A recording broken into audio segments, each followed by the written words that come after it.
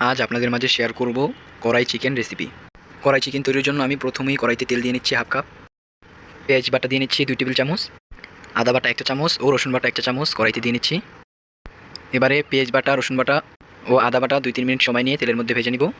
হালকা বাদামি কালার হওয়ার আগ পর্যন্ত মশলাটা তেলের মধ্যে ভেজে নিব।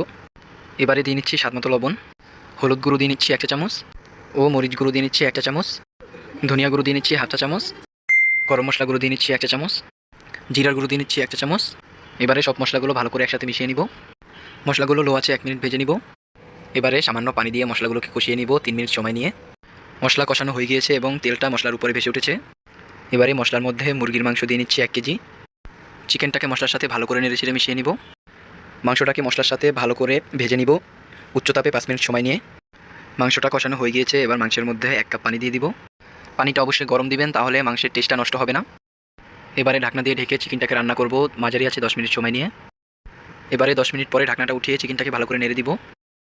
মাংসের ঝোলটা অনেকটা টেনে আসলে, মাংসটা মাখা হয়ে গেলে এই পর্যায়ে মাংসের মধ্যে দিয়ে দিব পেঁয়াজ ডায়মন্ড কাট করে, পেঁয়াজ দিয়ে দিব 1 কাপ। 2টা টমেটো ডায়মন্ড কাট করে রেখেছি, সেটা দিয়ে দিব। এবারে কম আঁচে রান্না করব 5 মিনিট সময় নিয়ে। এবারে 1 পিস ক্যাপসিকাম ডায়মন্ড কাট করে রেখেছি, সেটা দিয়ে দিব মাংসের মধ্যে। মাংসের সাথে ক্যাপসিকামটাকে নেড়েচেড়ে ভালো করে মিশিয়ে দিব।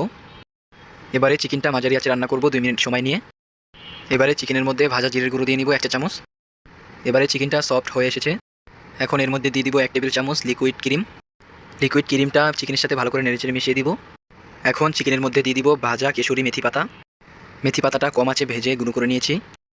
এখন একদম কম আঁচে মেথি পাতা দিয়ে চিকেনটাকে রান্না করে নিব। রান্নাটা হয়ে গিয়েছে, এখন চুলা থেকে নামিয়ে নিব। এবার গরম গরম পরিবেশনের পালা।